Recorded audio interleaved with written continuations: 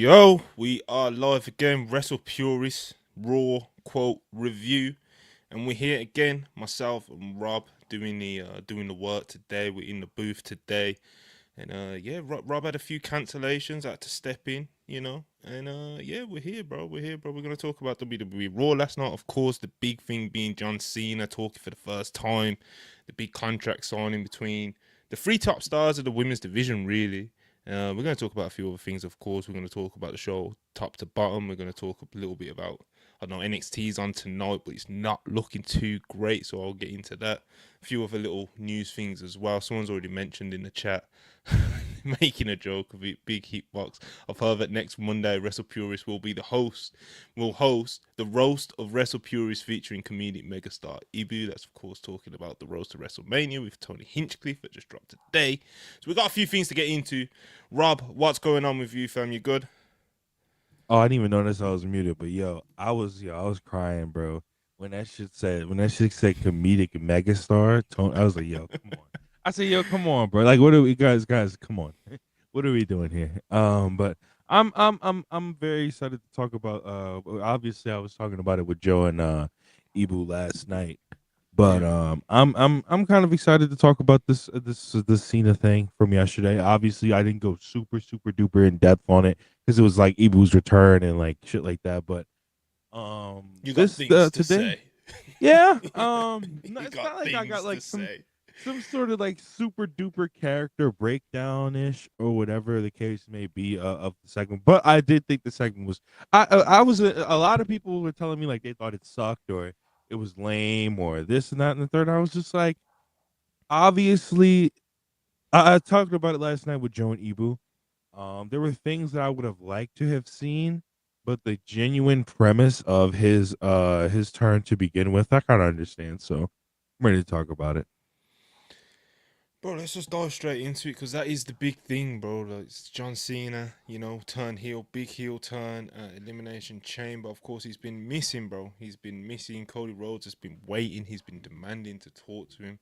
And finally, WWE kicked off its European tour on Friday, I think it was, with the SmackDown episode. And yeah, they're going to be all over Europe. There was in Brussels, Belgium last night for Raw. They're going to be doing Italy. They've already done Germany. They're going to do, of course, they're going to do the UK. Probably a couple more places that I'm forgetting to mention as well. I think they're going to do Spain or already done Spain.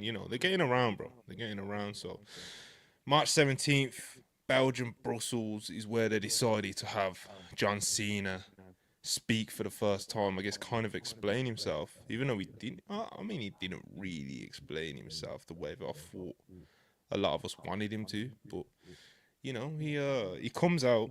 John Cena walks out there. Crowd is insanely hot for it. They are just booing the shit out of him, bro. They are not here for heel Cena, even though that's definitely the reason why a lot of them bought a ticket. But they were booing him. He comes out and he does his promo. And of course, I'm sure a lot of you guys have already read it. I don't need to recap a whole 32-minute promo of what he said, what he didn't say. But essentially, what he was doing, Rob, was a you people promo. You people made me do this. You people didn't appreciate me. You people for the past 25 years have hounded me. You people are basically all fakes. I'm breaking up with you and all these sort of things, And I think normally a lot of people are mad dismissive of like you people promos. And I think, Rob, that's why we've like seen a lot of people kind of be like, I didn't like it. That was bad. That was this. That was that. Blah blah blah blah blah. But it's like a you people promo, bro. It hits different when it's John Cena.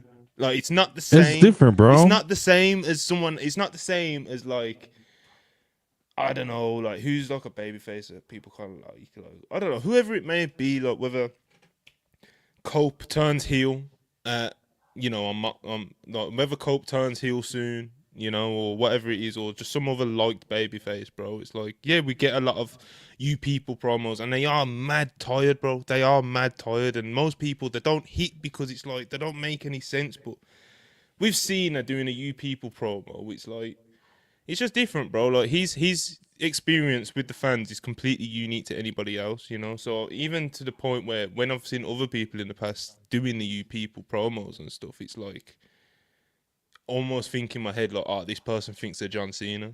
Do you know what I mean? And it's Yeah, like, and now John bro. Cena's Because the one doing it. because his reasoning for it, and I'm not gonna like not come like completely. No, we glazing. No, bro. Listen, his reasoning was Come perfect. on. Like because then listen, you gotta understand, right? All right, listen, you guys gotta understand. And even and I told Ibu this because he was trying to frame it like Cena's reasoning kind of like and the reasoning that he gave for he basically was like, yo, this whole thing where he's pretending he hasn't been loved for like a long time is kind of bullshit.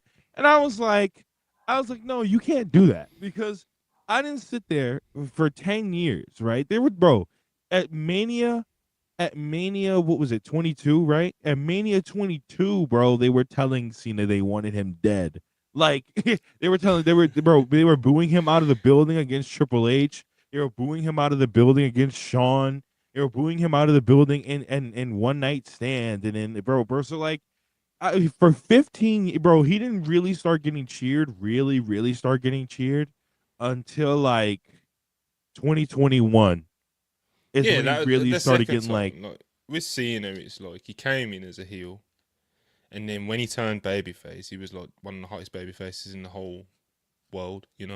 Yeah, and he was a huge success as a babyface for a couple of years until he got tired, and the fans got tired of him basically just being the top guy, Vince's chosen one, beating everybody, yada yada yada. Got a bit of repay for people, and people booed him, and he was splitting audiences, and he was like Mr. Divisive for like 10 years, bro. And then I guess to Ibu's point that he was making yesterday about like he didn't really feel like he could connect with the idea of John Cena, saying that he was getting booed all this time. It's like, yeah, in his little old man run since he's been a part timer and stuff, you'd say like the past what like 5, 6 years or something like that. Yeah, the crowds have been cheering him and stuff, but there's definitely still a lot to what he was saying and what Rob's saying and the point he's making. It's like we can't just ignore how divisive and how much he was getting booed just because of like if that's the narrative that they want to go with. I feel like us as fans can kind of let them go with that. Do you know what I'm saying? So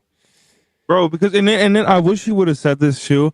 I wish he would have said like, "You're supposed to be begging for me not to go, and instead you're still cheering me leaving. So you were begging me to go 15 years ago, and now you're still cheering for me when I'm sitting here telling you I'm gonna go 15 years later. You're all the same and shit yeah, like and that. I it's wish he like, would bro, it's like, like. Look, yo, you all popped and jumped up and down and yeeted when Jey Uso eliminated me from the elimination. No, that too, from bro. the Royal Yo, Rumble, bro. Like, bro, it's, when he sat there and I forgot what it was he said during the promo where I thought he was about to get into it, but I mm, thought he was about to like I thought he was about to get into it when he was one line he had during the promo. I just don't remember what the line was. I watched it like 5 times yesterday too, which is the crazy part. But like it was just one. I should have watched it this morning that's before I like came on here. 3 hours, bro. That's, Bro, bro, he like, bro, people. I tweeted the whole segment yesterday. I was like, people don't understand, bro. I've waited for this for like 10, like almost 15 years, bro. Not even like since I was 7, but like kind of since the Embrace the Hate storyline. I've kind of waited for this, and it's mm, basically just like, and like while I think the heel turn was good, I think that after like I was telling you before the show, I think that but like going forward though, like I know he said he's not going to change his whole presentation. He's not going to do this. It's his song. It's his shirts. It's his hat. Yada yada yada, so on and so forth. I think they should add the element because during their original feud, Dwayne pretty much shit on him all the time for the colorful T-shirts, the colorful hats, the colorful this, the colorful that. And I think if you really want to tie this into his retirement and whether or not he becomes a babyface by the time he actually is like, I'm out of oh here, yeah, I'm sure I he think does. I'm sure he I does. think it should like I think it should be a thing like with him completely selling out, like Dwayne makes him kind of like forces him to change everything about himself. And if you want to kind of like towards the end of the year, basically do a whole thing as to where Cena's kind of like realizing that he's not being himself and he sold his soul for something that's not doesn't really represent him as a person. I think you could do that. But I don't Yeah, know. there's loads. I think one thing coming out of yesterday, whether you liked it or loved it, like I didn't particularly think it was that great to be honest, but like it's kept me hooked. It's kept me interested, and now like we're like speculating where it's gonna go and stuff, and that's kind of the main goal that you want to kind of tick with like a segment like this being the first one, and then hopefully it can kind of it'll boil over into being this, hopefully we get some layers to Cena that we want to see. Exactly what those layers are, I'm not even sure exactly how I want Cena to approach this from a character point of view. There's a lot of good ideas. I like the idea of him being like this old desperate man. I like the idea of him just like simply being a sellout to Dwayne. I like all these things put together. I do think there's definitely something there to kind of the narrative he was talking yesterday about it being with the fans and stuff, but I don't think that should be the forefront of it. So there's loads of interesting ways they can go with this, bro. Loads of different ways they can go with it. I don't know, man. Seeing that, I think when it comes to like, obviously he came out and he had no gear, he had no new gear, he had no new music, and he was telling the fans that like we don't deserve it. And also I don't like how they did the thing of, I'm not a heel, I'm not a baby face, I'm a human being, and it's like that's a more blatant example of what I'm about to get into of just kind of like completely shattering the fourth wall. Do you know what I mean? And just like completely killing kayfabe. And I'm not one of them people who still thinks it's real, obviously, or think everybody should pretend that it is. But I think obviously like there is like a line. It's like when I think that Triple H promo like last week on the Raw advert, and it's like, oh, John Cena as a heel. It's like I don't. Maybe I'm just old, but I just hate that kind of language being used. And when Bro, Cena, and then hold oh on, go one ahead. sec. When Cena says like, "Oh, you don't deserve new gear and you don't deserve new music and stuff," that's almost like the same thing, bro. Because it's like if you're a heel, yeah, and we're expecting you to come out in like, I don't know, like all black or whatever, because to match your heel character.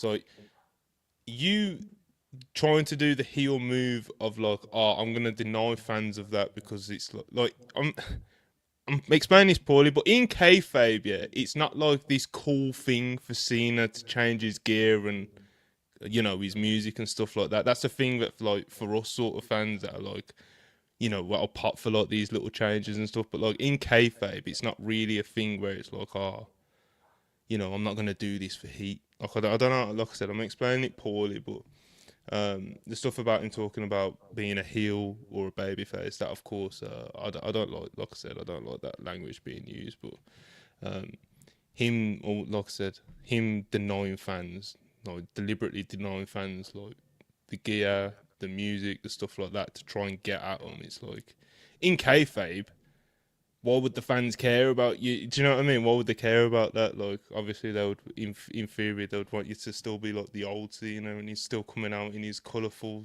whatnot and stuff. So, I think as a character develops, that'll kind of change. And like what we got last night was like a mask, in the sense of like Mhm. he come out and he was just basically whining.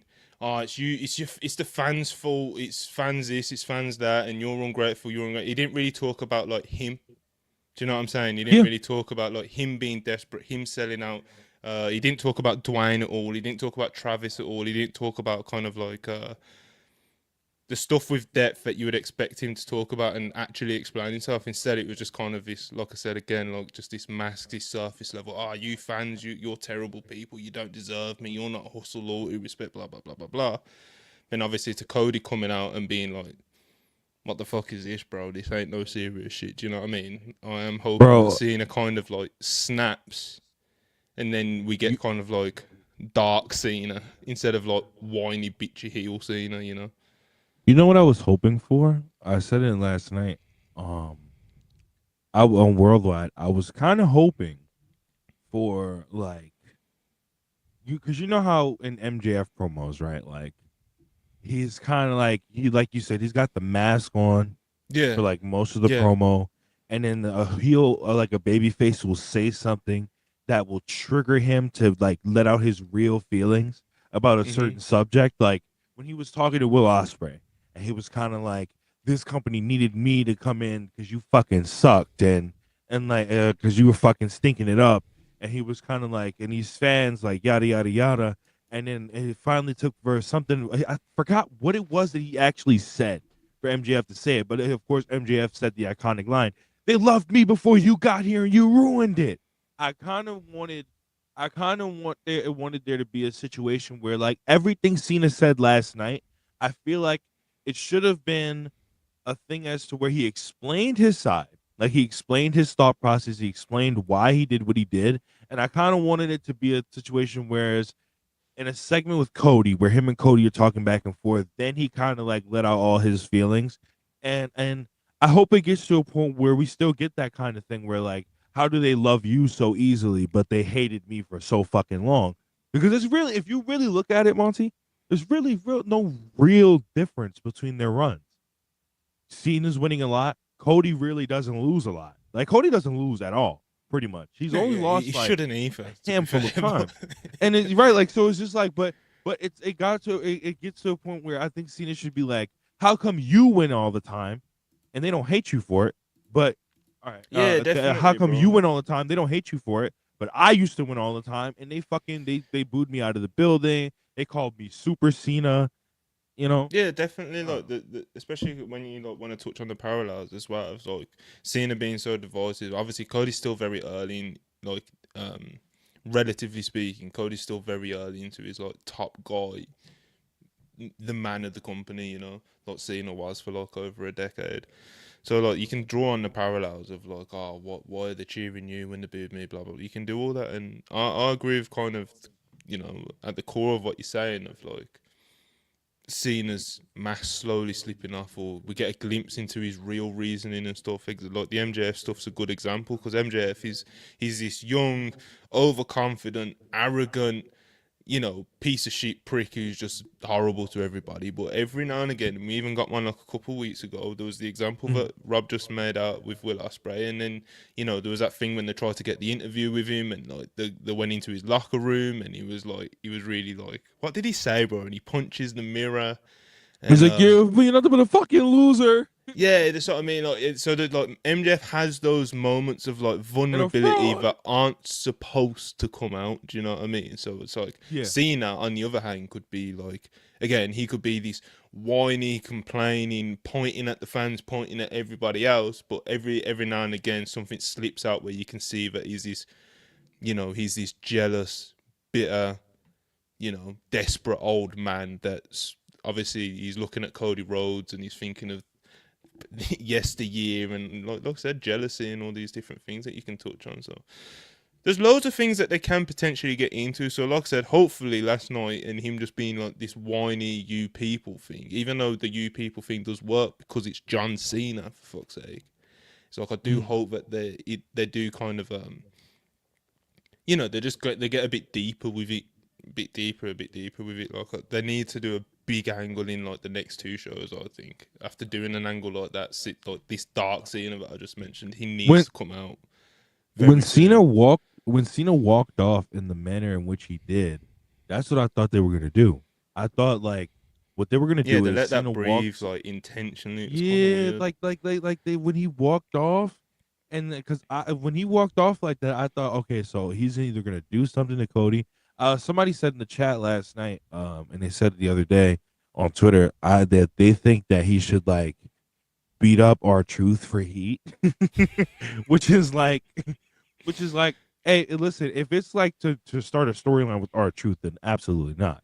But like, if it's just to like write our truth off of TV, like I'm okay with that. Like off of TV for like a minute, what is what I'm saying. Yeah, I'm okay with he that. needs Like, to do something despicable, man. Like bro, obviously what he did at bro. Elimination Chamber would qualify for that, but again, bro, it's like you see how dark he was at Elimination Chamber, like that blank look on his face when he looked at The Rock when he was hugging Cody, and just like how emotionless he was. And like I actually did think he did like quite a good job with the facial expressions and stuff last night. But it's like again, it was very different. It wasn't quite the same Cena that was doing the heel turn at Elimination Chamber. Like I said, he was a lot.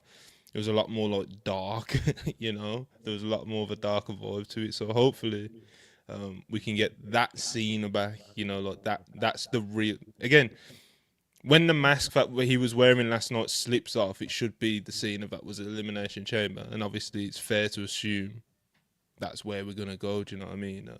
Can't remember Yeah, who and I'm said not. it, but he needs. Someone even said it in the chat as well. Someone said it on the live stream last night. Like he needs his angle, which is the version of Rock kicking the shit out of Cody and getting color in the rain.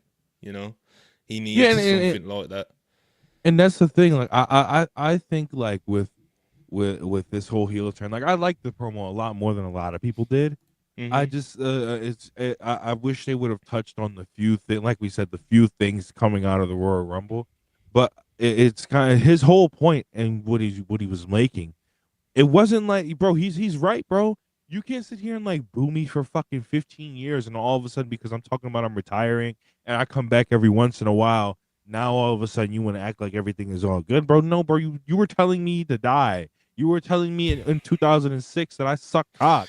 Like I don't know, like what, like I don't know what you want, like I don't know what you want me to do, bro. But like, look, and then I really wish they would have played into the desperation factor. But I think there is, like I said, with the whole MJF thing and kind of making him snap. I think that's gonna be like, I think that's gonna be something that they kind of bring out of him eventually. The fact that he hasn't won a match in like 7 years, No, yeah, discounting like tag that was matches. like how it all started, isn't it? Like he came back in January and he was talking about, I haven't won in ages, and then when obviously it was the Rumble he got eliminated from, and then it was like then he did that then he did that press conference, and he was just like, what's best for business is that I enter Elimination Chamber, win it, and main event WrestleMania. Um, So like, if anything, you can kind of like you could see kind of like the turns. You could link the turn like slowly back to then. Do you know what I mean? Like being that desperate to want to win and go out with number 17 and blah blah blah blah blah. So it's like he's a desperate man, bro. And we didn't really see that last night. It was more just like whining and complaining. And he's like, I didn't hate the promo or anything like that. And again, like I get why a lot of people roll their eyes at it, especially with it being kind of like, which is definitely a trope now of like the you people promo. But for me, I just think with it being Cena, bro, it's like Because he's the he only can bro. do that. Like anybody else doing a can you do that. people promo, bro, it doesn't work for it because it's just like Cody could have done one in AEW. Yeah, that's the only other instance because it works. You know what it worked? How it works? It works when it doesn't work when you're getting like huge pops one week and then like the next week you want to turn heel and you're like, you people, bro, they loved you. What are you talking about, you people? But Cena was a babyface, bro. They had people in the crowd. Remember the iconic picture with the black dude, and where that has the Cena shirt on. Where I forgot what the Cena shirt I said. It forgot was what like it says as we well, don't bro. want fucking Cena. Like basically saying kill Cena or some shit like that. Like it was like that's the whole thing. That he's getting told John Cena sucks at WrestleManias, SummerSlams, and so like He's a funny one. I think this is also worth bringing up as well. Why did Cody not kick his ass? Talked all that shit when Cena was around, did nothing to his face. I mean, like, I think Cody did like try and touch on that immediately because like I'm the same as you, bro. Like when Cody came out, I was expecting Cody to come out, storm to the ring. Do you know what I mean? Maybe some refs and stuff like that come out and like, do you know what I mean? If they're both gonna do a promo in the ring, it's like I was expecting kind of like there to be like security and that between them and shit like that to be able to do it because of what the live chat said. You know, Cody was talking all that shit. Cody's fired up, and obviously look how they did him at Elimination Chamber, bro. Jesus, you know what I'm saying? But you know, the first thing I think Cody said to Cena was like, "I wanted to come out here and see what you had to say for yourself," because obviously it's John Cena, and he's like, honestly, like what? But he basically essentially said like, "Yo, what the fuck is this?" Do you know what I mean? Like, who the fuck is this John? This ain't John Cena. Like, so it was almost kind of like he scoffed at the idea of what Cena was saying, and I guess that kind of like brought him down a few levels. But like I just said to the live chat, I was kind of expecting the same thing at first, but the way Cody immediately kind of like touched on it, saying like, "I wanted to give you a chance to kind of explain yourself." You know, and obviously they did touch on it, but yeah, the same. I was kind of expecting Cody to just come out there and be like ready to throw hands. You get me? And obviously he came down a completely different vibe to what he was on. And look what he did on when was he? On Miss TV the other day. You know, but yeah, I thought Cody actually came off very well here. Like he didn't get bitched or anything like that. He didn't get like out auraed or whatever the fuck people would want to say these days. But I thought he carried himself really well in this. He came across really well. He came across like the fucking man, bro. The way the crowd reacted to him, it's just he's different. And I caught that on the stream last night as well. We've got a new, you know, we got a new member on Team Cody, bro. Anna has finally accepted that real shit, bro. You know, she was just know like, what it is with Cody, she sang bro. the whole song. She said she gets it now. Like, so I'm saying, bro, you go to those WWE live events, you feel the love, bro. You know what I'm saying? The man of the people, bro. You know what it is with Cody. I'll say it like this. First of all, I've never really like hated Cody Rhodes. You know, it's not like a whole like CM Punk is a different thing. You know, CM Punk could tomorrow and I wouldn't give a fuck. But that's not the point. The whole thing with Cody Rhodes is it's just because you know Evil like has these things where he's just like he started like yesterday like he almost made me like reverse my opinion yesterday on Cody that I've started to have lately because he was like Cody has passed Roman and I was like okay well fuck Cody again never mind but that's the whole thing like He loves that comparison, bro. It's like, bro like that's been Roman's my on whole thing with holiday. Cody. Where was Roman last night, bro? Chilling, smoking a Nigga, joint chilling, bro. somewhere. Chilling, bro. you listen. They're not What in the the shirt same. said, They're not in the same bro. game, Cody, same bro, race. They're exactly not. like Cody can't do that, bro. Cody can't just go home and rat and chill, and everybody's like, everybody just doesn't like.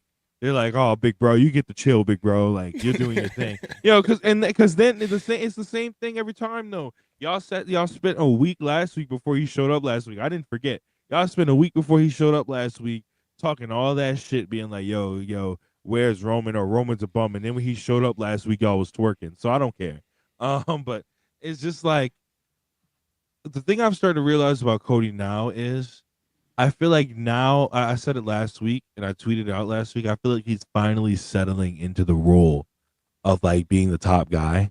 You know what I mean? He's finally settling into the kind of feeling where it kind of felt like before he was trying to be Dusty, where it feels like now he's starting to actually be Dusty, and he's starting to like kind of fill that role, bro. Because I said it last week. The Friday promo that he cut was the most he's ever, to me at least, the most he's ever felt like Dusty. The Dusty inflection started to come out. The feeling in like the rage and the fire of a Dusty promo started to come out of him. And I was like, Jesus Christ! Like, I was like, yo, this is fucking crazy. I feels like I'm listening to Dusty Rhodes cut a promo right now. So it's just like, yeah, like now I can like, and the whole thing was a bit because he was beefing with Roman, but now he's not beefing with Roman anymore. They kind of solved that. I can say Cody Rhodes good. He's doing his thing right now, bro. Oh He's wow! gonna, cause you know what I'm saying. Literally He's the fine. top guy in the whole industry, He's bro. I was like, he, yeah, I guess he's alright. you He's know, he's alright. he's he's he's finally he's finally stopped dick pulling the Samoans, and he's finally left them alone and started doing his own thing. And so, he's doing he's doing all right. And the thing is, bro, these babyface reactions that he's getting though, bro, like it's crazy. Anybody He's the I man, was bro. talking about it with Peach last night. Because she was telling me, she tweeted, she's telling me he's the greatest baby face of all time, and I was like, whoa, slow down. I told her, I was like, whoa, slow down. But I could feel how you could feel that way, bro. Because He's one of the best anybody, of I the don't, last 20 years. Easy, like Monty, I easy. don't, Monty, who else could you see placed in this position that's not an established star already that would get these reactions against Tony, not Tony, fucking The Rock or Cena.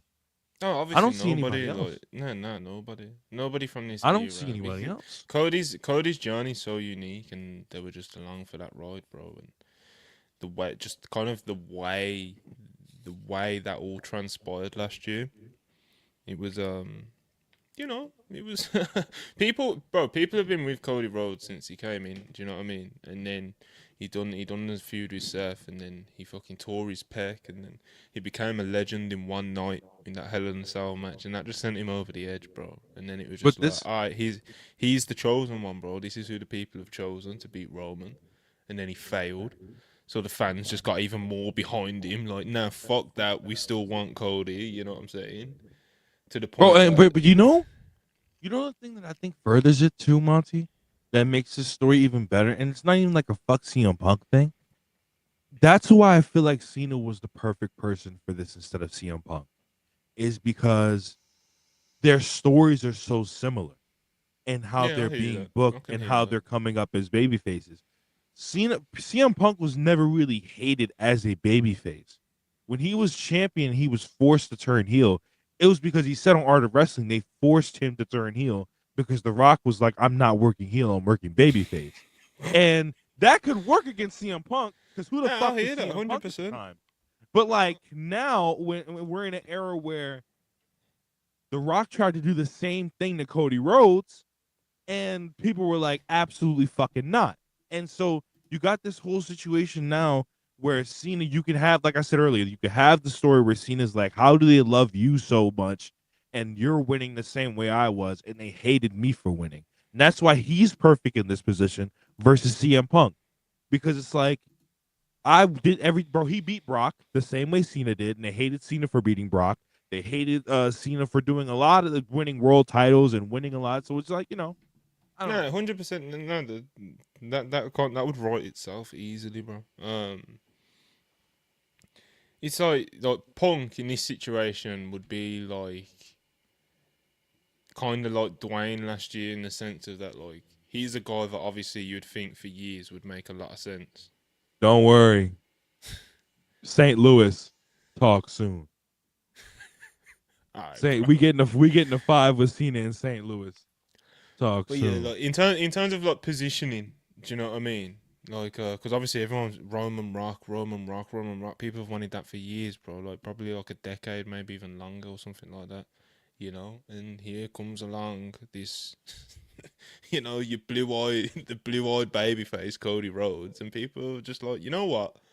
Fuck Roman, fuck Roman and Rock. We don't need that now. We want Cody, and that's literally exactly what happened. And similarly, it's kind of like, I guess it depends on how they obviously built and planned this John Cena heel run. But if the idea was just like, oh, we're turning Cena heel, who do we need? A lot of people, you wouldn't blame them, like you just said, Rob, for naturally just being like, oh, obviously CM Punk, CM Punk. But when you see Cody Rhodes out there and how much the people are behind him, it's like there is no other option.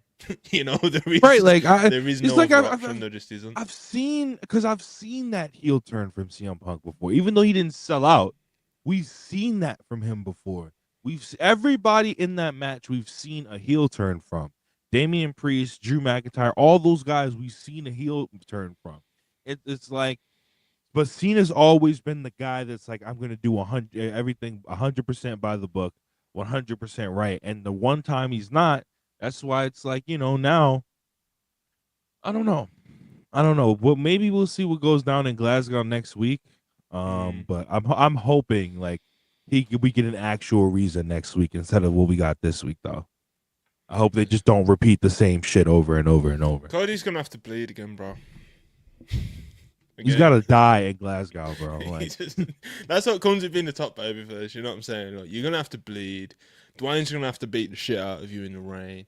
Travis Scott might pop your eardrum. Like these are the things that you just have to go through. Um, but yeah, shout out Cody, bro. He came across like really good here, and obviously you can. It's gone so past being undeniable at this point how much the people love him that it's like it doesn't surprise me that we get people in live chat saying, or even Peach saying to you yesterday that he's like the best babyface ever. Even though like I definitely disagree with that. It's just like if you look at the past 25 years, it's like his motion is just like it's just different, bro. Like, but so yeah. Anything else on John Cena, bro? Keep it moving. you know, I just hope it doesn't become redundant. Yeah, of I just hope course. I don't think they've just got hope enough that, time for it to become redundant. To be fair. bro, because how many more TVs is he making? Now, obviously, they said he's gonna be there next week, He's and gonna be he's then gonna if he's doing like he's gonna do like 4 or 5 at least, isn't he? I think he's already announced for like 4 of them, and there's only like 6 before Mania, isn't there? Or even less than that. I don't know, but he's basically on every Raw, I'd imagine. No, I hope so. and he's gonna and I hope so. if we believe the reporting and no, Cena said it himself around about 30, 40 dates, didn't he, when he did that press conference? So we Okay, still good. got there's a lot of Cena to still be seen this year. I think even if you count the live shows as well, because Also, the biggest cluster of live shows is what's going on right now because they're doing a European tour. WWE don't really do the live shows that much in the US anymore. So yeah. yeah, yeah, man. Also, I'm one more thing. I'm really hoping they could switch these world titles around. And they send Cody back to Raw with the WWE title, and they send Gunther or whoever the fuck is the world champion after WrestleMania to SmackDown, which it might be Gunther. We don't know yet. Nah. But I'm hoping they can Yeet switch the Mania, bro. titles because the thing is, last week on SmackDown, that fucking Gunther match made me feel something. And I feel like if it was just on a Raw, you know what I mean, like a random Raw, and like it would have been cool, right? Because we get that kind of shit on Raw all the time. But because it was SmackDown, and SmackDown's been so awful, I feel like that's what made that Gunther versus Axiom match like stand out, and that's what made me be like, yo, they need to switch these world titles around badly.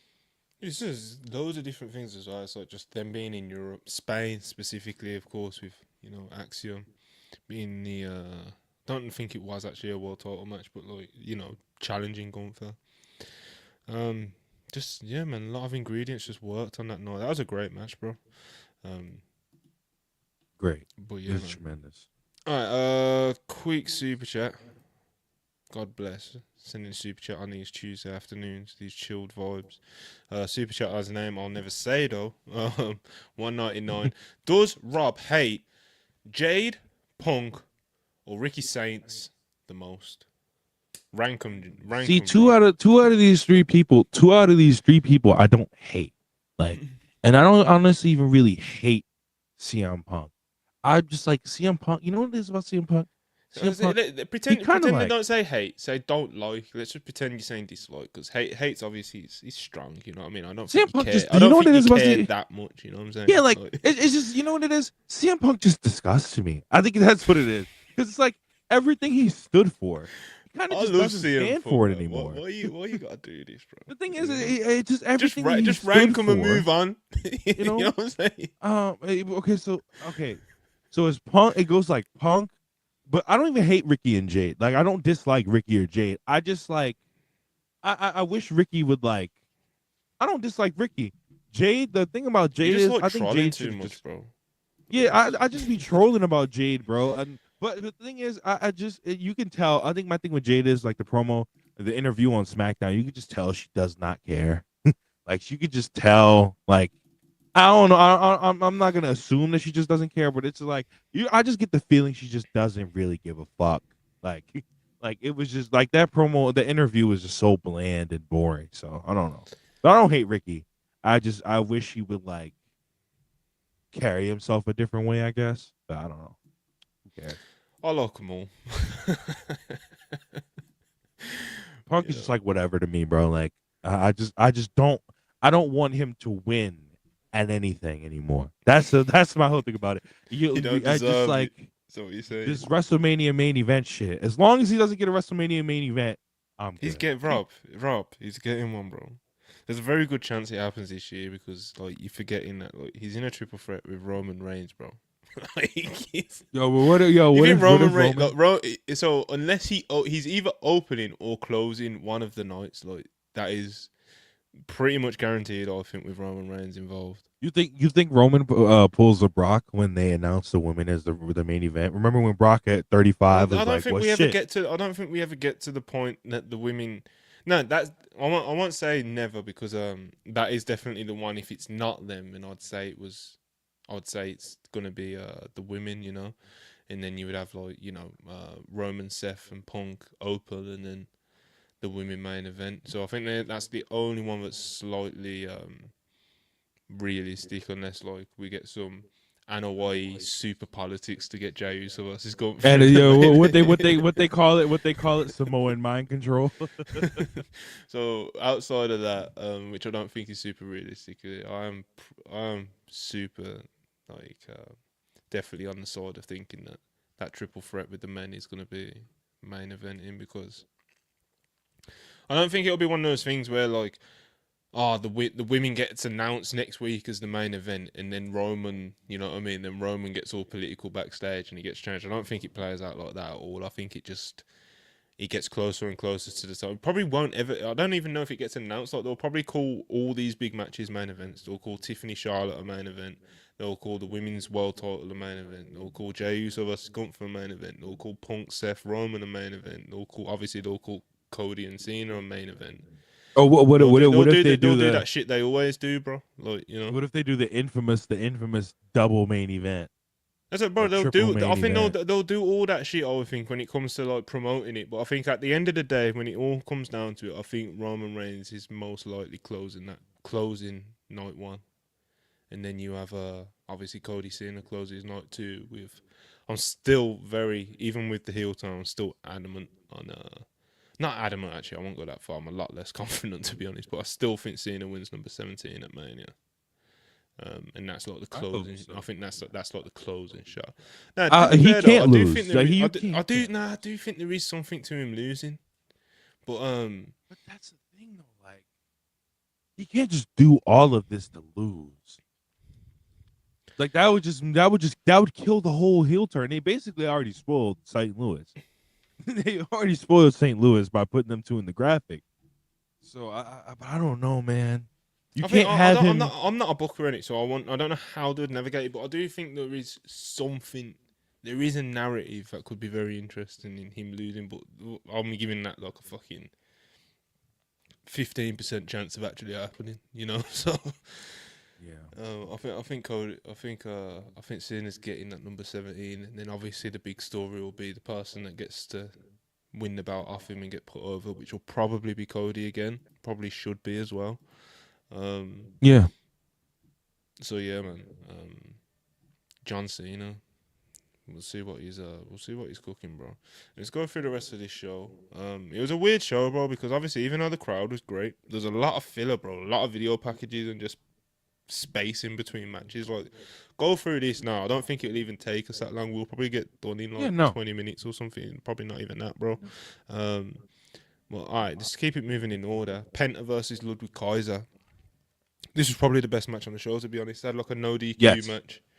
They had a no DQ match. Obviously, Ludwig Kaiser's been cutting promos on Penta for ages. They've been going back and forth. They've had a couple like, they've done a few angles together and shit like that. And obviously, it's been a pretty cool build. I think it's been a pretty cool build. I think Ludwig's played the heel, kind of like almost like gatekeeper, very very well in this feud, man. Ludwig's pretty much good at whatever you ask him to do at this point in the game. Penta, of course, he's came into WWE and he's been like super, he's been on fire, bro. And the momentum's just kept going. The fans are taking to him more and more and more, and we're seeing more and more of him. So, yeah, man, they had a lot of cool spots on this. Tables last night just did not want to break, whether it was the announced table or the one that was used, obviously, in the women's segment a bit later on. I think Kaiser got hit. I think Kaiser like landed on that table like twice in a row, like not going through it. The one thing I did not like about this match though was even though there was a lot to like about this match, I don't like how when Penta got the chair off Kaiser and Kaiser was like pleading with him, like he literally said, "I give up." He literally said, "I give up, bro." And you can do all the carrying heel stuff, but when you literally say like "I give up, bro," and the ref is right there, that's a submission, bro. That's a verbal submission. It Like is. literally, It is. it's not. I was like, It's not. It that's what can't get made any me more. like, It can't wait. get any more clearer than saying when I don't know how else would you phrase it. I quit or something like that. So Bro, he literally goes, "You win." verbal submissions are a real thing, bro. So I didn't like that, and I guess that's just kind of like me being super pedantic and just kind of like it's just a wording thing. Like he could have phrased it a bit different, got the same message across of just being the cowering heel. I get what they were trying to do, but Right. because of the exact phrasing that they use, it just kind of hit my ears a bit weird. Like, wait, what? But that was basically the finish as well. So Penta uses the chair on him, and then he does like a top rope Mexican destroyer, and then he hits the Penta driver on top of the chair as well. 1, 2, 3. A really good match again. Penta's on fire. Ludwig Kaiser's been doing really well, and I think Ludwig Kaiser's. Obviously, I'm not saying he shouldn't have won this match, obviously, but I do think Ludwig Kaiser is due a meaningful win pretty soon. You know, otherwise he just slowly becomes like that heel that everybody beats, and he's a bit of a joke. You know. I thought like, and especially since I thought the whole reason for him getting away, like not getting away from Gunther, but kind of like moving away from Gunther was. I thought that was the whole point of it, like him like kind of building himself up, but I guess Hundred not. percent. Obviously, I'm sure he's one of the ones that I'm more willing to be a bit more patient with as well, bro. Because like, it's not like Obafemi coming up to the main roster where it's like it's not going to kill Ludwig to kind of go through a bit more of a slower process. But at the same time, it's like when he performs so well in these feuds, it's like you'd like to see him get some wins sprinkled in, and hopefully, I think his next one will be the one that he actually does win. Just hopefully, it's against somebody that is actually a bit more meaningful. Right. But yeah, Penta cut a promo as well. Kathy Kelly came and interviewed him as he was walking up the ramp. I thought that was actually a really cool touch. I like how they do that on Raw. And we're just like, yo, what's next? And the short and long of it was basically he's coming for the IC title. He's coming for the IC title. Cut a decent promo in and out of Spanish as well, which popped the crowd a lot. And they're all with him, bro. The people in Brussels were with him. I'm ready to see him win that IC title, bro. You know what I like though, Rob, in this match? You know the Zero Miro chants? Yeah, They were beast, bro. They were like, what was it? It was like, ole, ole, ole, ole, Zero Miro. That's bro. godly, bro. Yo. American crowds, you should be ashamed of yourself, bro. Like, That was godly, bro. just be So yeah, ashamed of man. yourself. Keep that going. Hopefully throughout the Europe tour and take it back to the US as well. Like we got a bit of that last year. Like when like when in France everybody sang the Randy Orton theme and that kind of caught on into the US crowds a bit Yeah. as well. So yeah, man. All right. You got anything you want to say about Penta, Ludwig, IC title? I thought it was really good, and I've really enjoyed how WWE like has presented Penta, and I just feel like it's time to like get some of these luchadors. I said it last week. Time to get some of these luchadors in AEW away from Alex Abrahantes, bro. Like, start letting the luchadors, and I'm talking about in both Please, companies though. Like, please. bro, like just let these guys cut their promos, and let them cut their promos with the whole the subtitles and everything like WWE does, bro. It's good It's when they time. go in and out of Spanish, bro. It's what I've been saying. It's what I've been saying about Stephanie Vakir for ages. When talking about like how much further ahead I think she is than Julia. Obviously, it's super unfortunate that Julia's apparently hurt, and obviously she had to drop the belt to Stephanie like last week or whatever it was. But it's like Stephanie just like it doesn't matter that her English isn't great because she'll go in and out of English and Spanish, but it's like it's the confidence and the conviction that she talks with, and it's exactly the Yes. same as Penta last night. He does not give a fuck if he's got broken English or whatever. Do you know what I mean? He'll go in and out of Spanish. He'll do some lines in Spanish. He'll do his, he does his Zero Miro. He does all that shit. Do you know what I mean? And it's just like he does it with complete conviction, and it works, bro. So to Rob's point, I completely agree. It's like not every luchador or whatever, or someone who hasn't got perfect English doesn't need like a hype man like an Alex Abrahantes or whoever it may be, some of these guys, even if they can't speak English or can't speak great English, can still cook good promos in half English or whatever you want to call it. But yeah, man, Judgment Day had a meeting. And, brother. it was all happy and stuff, and wishing Finn Balor good luck for his match later tonight. And, Dom said he's been thinking, and he's been talking to some people. And he basically suggested to Finn, like, yo, what if we get Penta in the Judgment Day? Because, like, JD's been injured recently, and we've had a few people leave, and blah, blah, blah, blah, blah. And basically, Finn was like, what the fuck are you talking about, bro? Like, are you fucking mad right now? And you're a snake, basically. You're And fucking weird. And Dom was just like, I didn't know he wanted the IC. I didn't know Penta wanted the IC title. I didn't know I was stepping on Finn's toes. And Carlito just kind of looked at him like, yo, watch the product. You don't. Yo, I love Carlito's new roles. It's like they don't let him wrestle anymore. He's just like the comedy guy of the Judgment Day. It's kind of one-liners. So that's what he's on. That's what he should have been doing from the beginning. So.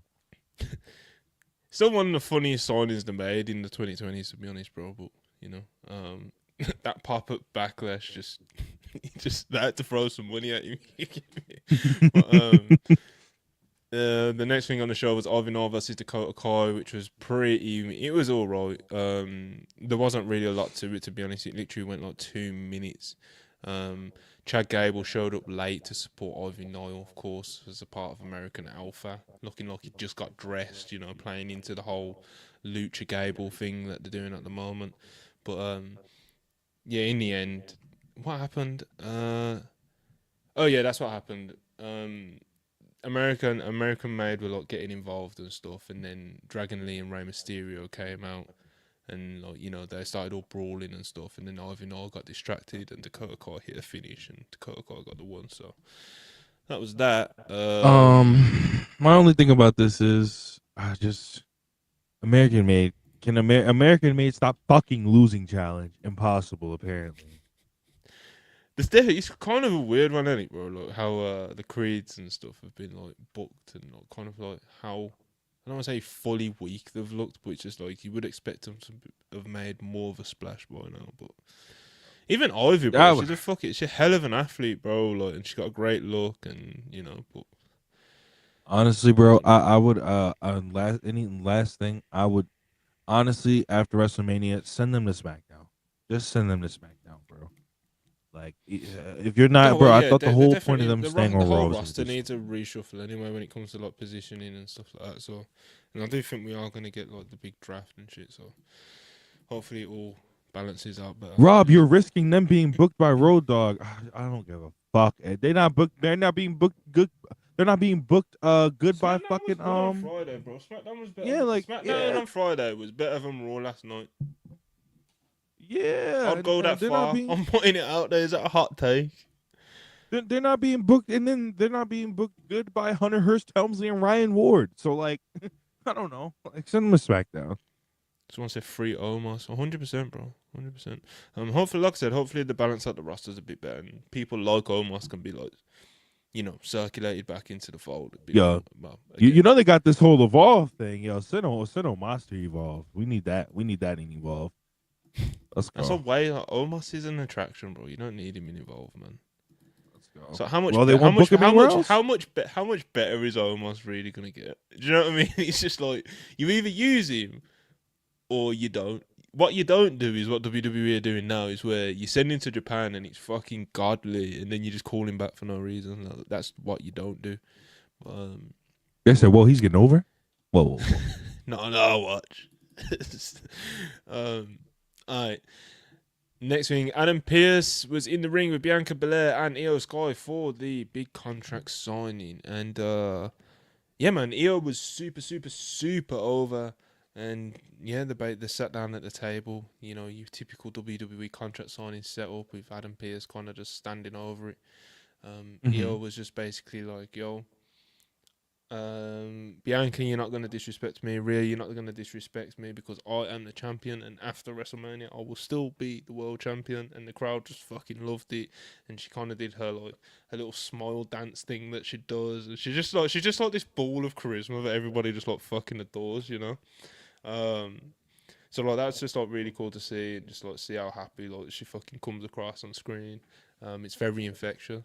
Then Bianca Belair was just like basically just like just a typical response, really. Like, cool, but I'm gonna be the world champion. Do you know what I mean? And Yeah. I've seen a lot of people being like, "Oh, Bianca was getting booed. Bianca was getting booed." I don't think Bianca herself wasn't really getting booed. It was just the idea of her beating Io got booed. It's not like as soon as Bianca started Yeah. talking and put the mic to her mouth, people booed. It was when she said at the end, "I'm going to be world champion." That's when she got booed. So I don't think there's any worries about like Bianca standing in the crowd. It's just that people are so so so happy for Io, bro. Like you got to remember as well that she was quite a big underdog going into that match. You know, not to victory lap again, but like a lot of people did think she was going to lose that match. It was kind of the consensus. So they're just really happy to see Io with the belt, and I'm just happy to see Io. I don't think we got to I worry would about Bianca. love. I would love if Io's what the fuck, not Io. Yeah, no, if Io's gonna walk out of WrestleMania with the belt, whether Io or She's Bianca not. walk out of WrestleMania with the belt, which she's not. I know she's not. But I even love Io, whether but yeah. I think it should, if it's not gonna be Io, it should be Bianca. And I think if either one of them walk out of it, they're with the belt. They should feud with each other throughout the I summer think for it'll the be belt. Bianca. That's who my early money's on. My early money's on Bianca. Um, so we'll see. But obviously those two went back and forth a little bit. He didn't really get he didn't really get super disrespectful or heated or anything like that. They signed the contract. Adam Pearce makes it official, and as they're about to kind of finish up, Rhea Ripley's music hits, and she comes down, and she's just like, "Yo, Ah! come on, bro." She comes down, she's just basically like, "What the fuck is going on here? What are you guys doing out here?" It's funny how and Bianca's like, "Obviously, I'm out here signing a contract for WrestleMania," and Rhea's like, "Oh, it's funny how like, you know, uh, that." The match with Rio had nothing to do with you, but you was out there in my business, so like I'm here now, and blah blah blah. They just start arguing, they start kind of like cat fighting and shit like that. Just like shoving and pushing each other, slapping each other. Then Bianca like really aggressively shoves Io out the way when she tries to get involved, and that starts like a brawl. And then fucking Rhea just basically what does she do? She thinks she hits Bianca with an elbow, and she kind of folds onto the table. Then Io comes after her, and then she kicks her in the stomach and gives her a power bomb on top of Bianca onto the table. The table did not break. Like I said, the table did not want to break last night, and yeah, man, Rhea standing tall. She gets the contract. She signs the contract herself, even though it's not her contract, and she walks off with the contract. And Adam Pearce is behind her, like, Rhea, Rhea, Rhea, give me the contract. What are you doing? Screwing, blah blah blah blah blah. So, Rhea's name is on a contract that is not typed up for her. Michael Cole was like, the fuck? Do you know what I mean? he's like, that's not how it no. works. You know? he's just like, no. But yeah, man, Rob, you've got beef with Rhea looking so strong in these segments, haven't you? She stood tall in this one, and obviously there's another one in a bit. But I don't know. My whole take on it, and this is all I'm gonna say on it. I just don't go out here and be like, yeah, guys, I'm frustrated about my booking too, yo. And then EO's like, I mean, not EO. EO responded to me, was like, hey, she doesn't book the segments. I'm like, you're not gonna convince me that Rhea Ripley, as big as a star as she is, cannot say no to some of the shit that they have her do, bro. You gotta pick if Alexa Bliss can say no. And Rhea fucking Ripley can say no. That's not the same. Alexa Bliss turns down Alexa Bliss will turn down something that's like some serious wrestling angle because she wants to go and like play on a swing and do a Wyatt storyline. Do you know what I mean? Like, that's the sort of shit Alexa Bliss is on. And I think also when it comes to that sort of thing, like, even if that's kind of like how you want to see it, it's also like, I think as one of the top wrestlers, like, we never hear about Rhea having like super strong political power, and I'm sure she does have some political power because she's such a big star and such a big name. I'm sure she can kind of say no to a lot of stuff, but you've also got to pick your battles, bro. Do you know what I mean? Like, yeah, I guess so. I don't. So it's like there's not many people who will kind of like shoot down or pick a battle where it's them looking strong or going over or whatever. That's usually when it's someone like fucking Becky Lynch, you know, like at that stage of her career. Like Becky Lynch, especially like up until this recent contract just ran out, like she was very much in the mode of, I want to put people over because I can. Oh, fuck it. Exactly, like if Becky Lynch is, because Becky's at a completely different part of her career though. It's like Rhea's at the peak of her stardom. Do you know what I mean? Like, she's in her prime, she's in her peak, and do you know what I mean? She's also like a lot younger. Whereas like Becky is, you know what I mean? She's had her prime, she's had her peak, she's main evented WrestleMania, she's done everything. Listen, do you know what I mean? What I'm gonna say might sound crazy first, but you gotta hear me out. Listen, y'all gotta listen. Y'all got listen. In a good way. As a politician, y'all gotta learn from Hogan, bro. Listen, all right. No, listen. That's not how. Sometimes we need the business to work, bro. Sometimes, in situations like this, where they made them look crazy, it's okay to say no. I'm not doing this, bro. Like, it's okay. It's completely fine to be like, yo, why would I do this? This will make the people I'm working with look crazy. It's okay. I think they're just doing the thing of like, EO stood tall last week. Rhea will be the one standing tall this week, and maybe Bianca will be like one standing tall next week. You know, I think they might be trying to do something like that. But I don't know. It's a weird one, and obviously we'll get to kind of like the later segment as well because there was more. Like, obviously, I'm not saying they're buried. Like, I'm not saying they're of course, buried. Obviously not. They're in a world title match at Mania, bro. Like, they'll be fine. I'm just like, yo, is all this lady does is stand tall? Fuck. I don't know. Well, yeah, man. Alright, so. But I'm a mark. She doesn't book her segment, so I'm a mark. My bad, yo. Yeah, you are. Alright, so that's that part of that's the live segment. Rhea standing tall and she's run away with the contract. Next thing on the show is like Jey Uso. He was cutting a promo in the back. He's just a typical Jey Uso promo. You know, main event Jey Uso is now in your city. Blah blah blah blah blah. Now please hit my music. And as he's about to go out there, Gunther interrupts him, and they get into like a little bit of a pull apart backstage before Jey Uso he yeets and he walks out there. It makes me laugh how much Jey like forces Yeet into like his vocals. He's just arguing with Gunther, bro. He's just arguing with him, and like, they're having a pull apart. Then like just at the end of it, he's like, Yeet, and just walks out. like what? What did you like? What did you do that for? Nobody, But I nobody do was love what? Jay, bro. I do love He's a Jay. beast. He's a beast. I'm a Yeet Mania believer. As much as I know that'll probably upset people in the live chat, but fuck 'em. So Jey Uso does eventually go out there and he wrestles Austin Theory in a match that got clipped for very unfortunate reasons, which is hilarious Come because on, it guys. only went like 90 seconds. Like it went like 90 seconds, bro, and it got like two or three like unfortunate viral clips out of it. So there was the one where Jay he has a very unfortunate dive, like, and he completely misjudges it. I think what he does is he launches himself off the wrong foot, and he just completely fucks it, and he just kind of like rolls over the top rope, and they still catch him and shit, and he doesn't get hurt or anything, but it did not look good, especially as a clip on Twitter.com. So there was that, and then on the finish as well, there was clearly there was a little bit of this confusion because they both hit the ropes, Fury and Jay do, and Fury clearly goes for like a crossbody or something, and Jay's about to go for a spear, and you can tell that he gets a bit shaken by what's Fury doing, flying at me like this? So he kind of twists a little bit, and it looks like the dude like the double crossbody spot almost, and he just ends up being a shitty spear, and that is what wins. No, So I'm yeah, no selling that. Jay beat Fury with like a spear slash crossbody combo thing. And then after the match, Gunther tries to sneak attack him, but he does not work. Jay wriggles free, gets one up on him, um, gets the title off him somehow, rips it off his waist kind of thing. Gunther tries to get the belt off him by charging, running at him. Jay does that thing where you duck down and pull the top rope down, and he goes over the rope.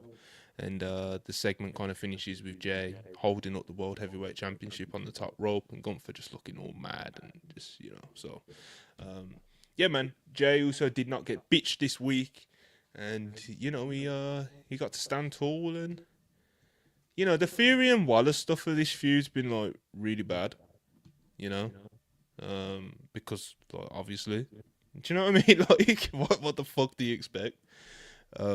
They're doing a match next week, and hopefully that'll be the end of the Wallace Fury part of this Jey Uso arc to Guys, Mania, because you know you think it's gonna be guys, Jimmy, the mystery tag partner for Jay.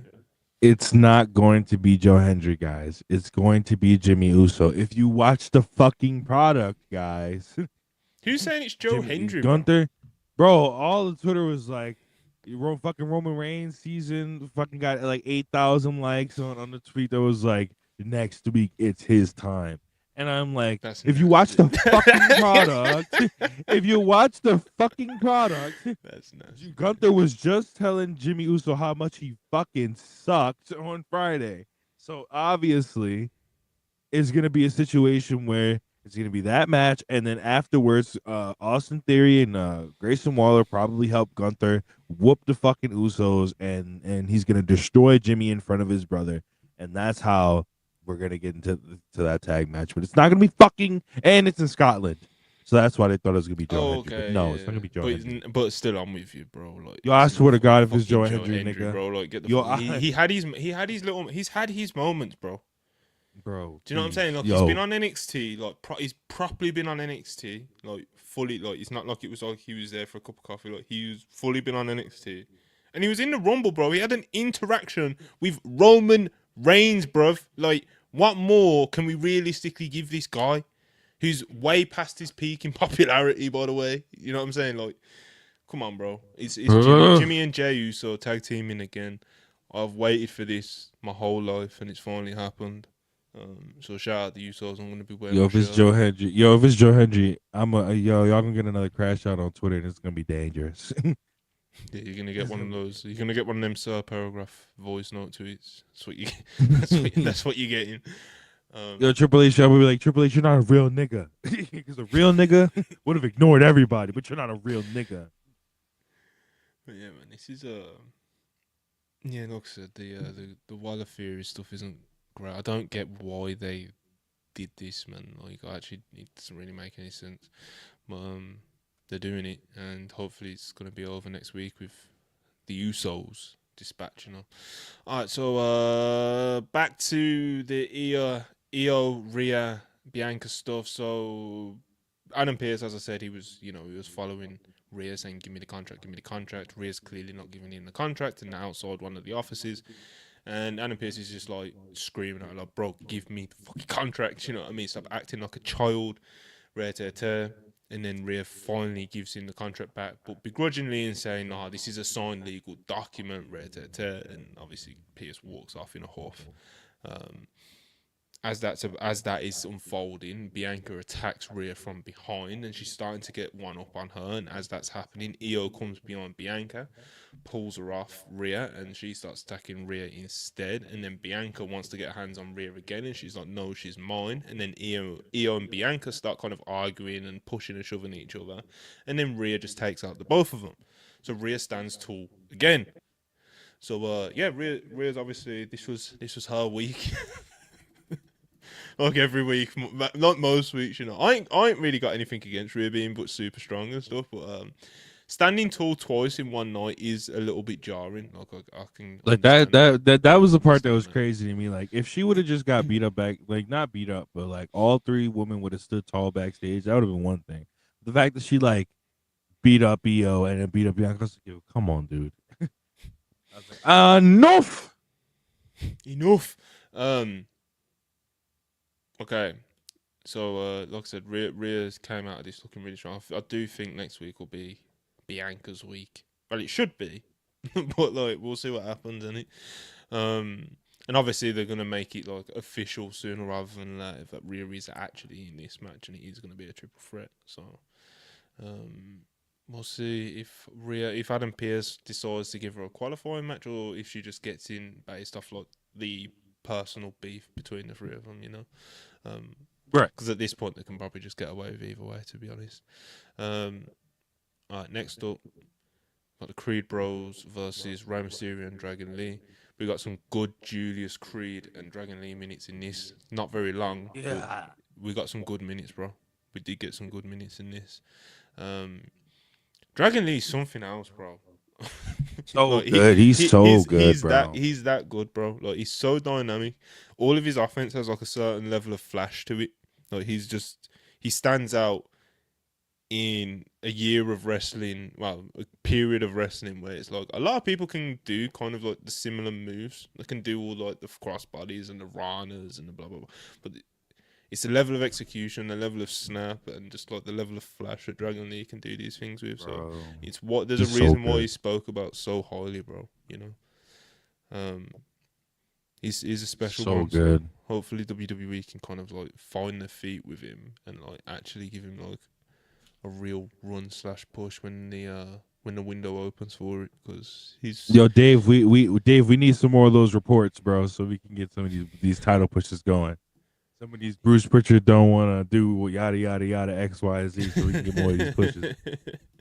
Need Sean to report something like I don't know, like some mad shit like Dwayne Johnson doesn't see it in Dragon Lee. Like, everyone's just pissed. But yeah, man, this was another short match, but like I said, even that's what makes it even more impressive. I think from a Dragon Lee fan perspective of like just a couple of minutes, and obviously Dragon Lee wasn't in this the whole time, and I've just give you like fucking 2 or 3 highlights of what he was doing, like the minutes with Julius.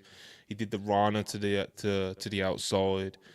He did like a great like crossbody and stuff like that. Like he's he gets his shit in, bro, in like 3 minutes, but not in like a moves way. Yeah. You know, it's he's just great, bro. And obviously Rey Mysterio. I fucking love Rey Mysterio. There was oh my god, Rey. There was that weird spot where like Julius nearly didn't catch him because it was just kind of like it just kind of all played out awkwardly, you know, when they were on the apron in like the power bomb position, and then he like flipped back and when he hit Julius with like the swinging DDT, and like it looked cool in the end, but it did get a bit awkward. Rey is 50 years old, by the way, y'all. It's a 50-year-old man. He's different. He's one of the greatest ever, bro. Legitimately. So yeah. So we got a lot of that, and then Chad Gable in the mask, allegedly, he hits the ring, he lays out the baby faces. Michael Cole was just like, we know who this is, bro. You know, because like I think last week he was doing the whole like, who the hell is that? Like, do you know what I mean? Like, but even though he was doing all of Chad Gable's moves, and he did again last night. You know, he was doing like the flying headbutt and shit. So, yeah, man, we got Lucha Gable. Obviously, hopefully that leads to like a really cool match at Mania or something. I think it is. I hope so. We had Seth coming out for a live promo, and this was crazy, bro, because it was like 25 minutes and he didn't really say anything. Came out like, and there was a lot of this, obviously, at the start of the show with Cena and Cody, like, where everyone just milked every last fucking chant out of that crowd, bro, you know? The Cena Cody one, like, it was almost to like absurd levels, but you know, you get it, because how often do you have the chance to do that? Right. And the same with Seth, you know, they were just singing his song for like forever, bro. Do you know what I mean? Like forever. They sang song for like 10 minutes, bro. That's what I'm saying, bro. Like they forever, they just kept going and going and going and going and going and going and going and going and going. And I mean, like I said, Seth didn't really say that much. He came out and he was like, you know, Roman came back last week, and you know, I don't really blame him. I'll do the same sort of thing. CM Punk's the luckiest person in the world. Because Roman Reigns saved him from getting, like, even though I won the match, Roman Reigns saved him from getting his head stomped and never making it to WrestleMania, which I thought was like a funny line, yeah, because like, bro, you hit him with about 10 stomps in that match and he kicked out of every single one. Like, what? Bro, that match is crazy, bro. So that little line did pop me, how he was like, oh, he's lucky because Roman stopped him from getting stomped. And he's like, bro, you did stomp him about fucking 50 times. You fucking super stomped him before. Nauseate. Were you gonna fucking stomp him again? Like, what are you talking about? But yeah, man. And then he said one little cool line, mate. It was just like, oh, I guess we're going back to the days where I have to clean up Roman Reigns' mess. And he was just like, yeah, Roman and Punk are going to be on SmackDown this Friday, and I'm going to be there too. And somehow, what I just said took up about 20-25 minutes. So, like I said, Seth didn't really have a lot to say. Maybe I missed like one of the points he was making, you know, but yeah, not really a lot to this. Obviously, he did feel like a huge big star because, as Rob said, they were singing his song for like 10 minutes, bro. You know, he had his suit on. He don't really dress like a clown anymore. Yeah, he came off like a star, like he was supposed to, and he addressed the Roman thing, and we'll see what happens Friday. Obviously, it's going to be a big segment this Friday. AJ Styles promo, just talking about Logan Paul. Karrion Kross comes up to him, tries to get under his skin about Logan Paul. Doesn't really work, or so he thinks, and that was that. And then the main event. The main event, Rob, we got Braun Breaker versus Finn Balor for the Intercontinental title. This was alright. I thought this was alright.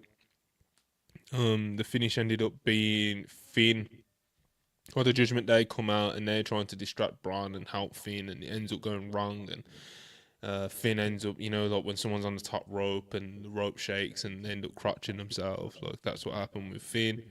And then Braun Breaker does his cool little, you know, when he runs up the ropes and hits that quick Frankenstein, and then he hits him with the spear. 1, 2, 3.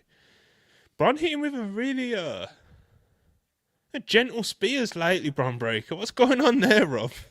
Bro, because did you see the spears before? Yeah, bro. Did you see the spears before? They were like, he was killing people with that fucking spear. I wouldn't be surprised if one of the higher ups was like, yo, some of the guys are crying, bro. You gotta chill.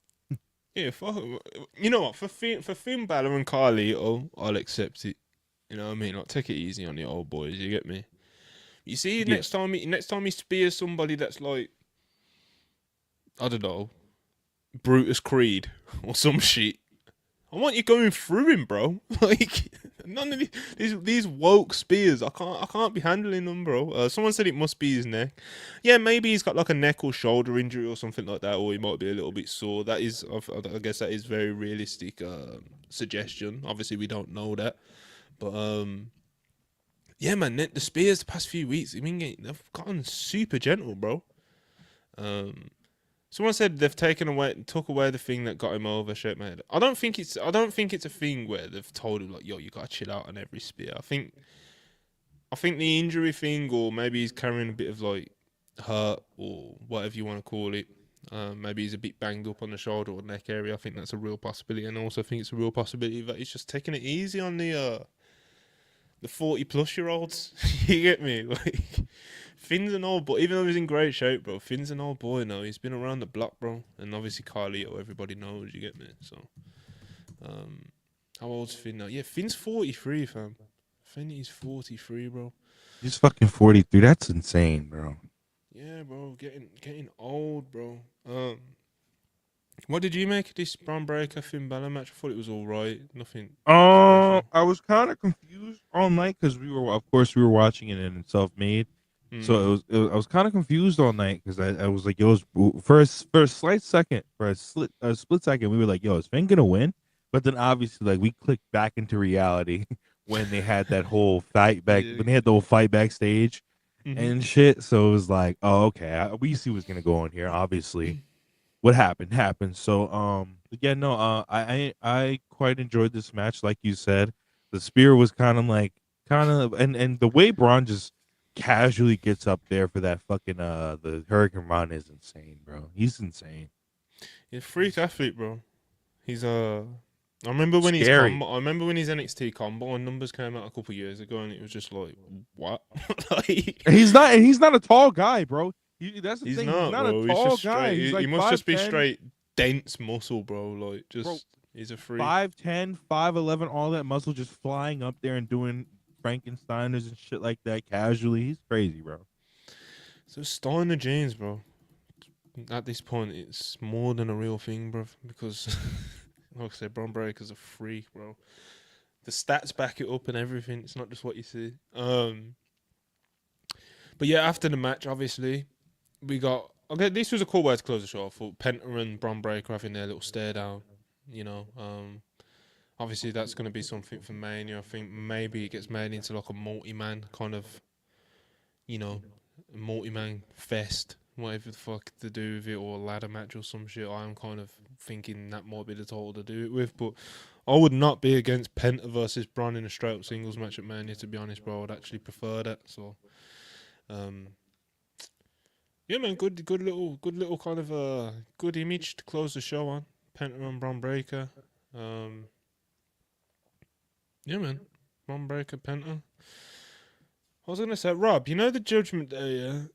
You know, before Dom Mysterio made that suggestion about Penta being in the JD, he was talking to Karrion Kross, and I think. Oh no! No, I didn't see many people clock that yet. He was talking to because you know when Jey Uso cut his promo that we was talking about, and he just did his generic promo. I think it's in the background of that, or it's in the background of like EO coming to the ring or something like that. It's just, you know, WWE love to be pretend subtle now. But yeah, Karrion Kross was talking to Dom before that segment, and there's so much tension building with Finn. But like, do you think there's a chance that Karrion Kross like takes over the Judgment Day? Yo, kill the group, bro. Just kill the group. Just kill the group. Kill the group, bro. Yo, I'm just asking a question, bro. End it, please. End it. Yo, I can't. Yo, listen, guys. You guys know how much I love the Judgment Day, even when they were in their prime. Yo, adding Karrion Kross would be like death on top of death, bro. Swapping Finn Balor for Karrion Kross would be crazy. Oh my god! Like, what? Who knows what they're cooking over there, bro? You know. So like I said, I just wanted to kind of like throw that out there if people think that's a possibility or not, because I was like, what? Like, yo, and you cannot do the thing of like Karrion Kross told him to suggest Penta because he knew it would piss off Finn, and he's been playing this game the whole time, which obviously would work for Karrion Kross's character because that's basically what he does. He's just like a backstage. Yo, who does this nigga think he is? Does he think he's the Riddler or something? Like, what is going on with this nigga? I'm so tired of this nigga, bro. Every week he's talking to AJ and he's like, you think it's even AJ is sick of it. He's like, you think it's me, huh? He's like, yeah, well, maybe it's about you. He's like, I'm out of here. He's like, wait. I'm just like, yo, fuck. Yeah, man. So yeah, shout out Karrion Kross, man. Cool guy. Um, I was gonna say there's some other Judgment Day news as well. Oh yeah, JD McDonald's apparently expected to get cleared soon. So obviously that's from an in-ring point of view, that's very good for the Judgment Day because I think he plays his role very well in ring as just like heel tag guy or singles whenever it's needed. And what he got Definitely. injured with was fucking crazy, bro. Like when he like cracked his rib like on that weird landing on the table. That looked brutal. So yeah, apparently he's meant to be cleared soon. Tyler Bate as well. This is nothing to do with Judgment Day, obviously, but well, who knows, bro? But fucking Tyler Bates apparently ready to come back, and he's gonna be on he's gonna be on Raw when he comes back as well. Honestly, bro, another nigga that should just go to SmackDown. Him, Pete Dunne, all these guys that they're just gonna bring to Raw to lose and lose and lose and lose. Why are you not trying? Especially since Phoenix, and Aleister Black are coming back to SmackDown.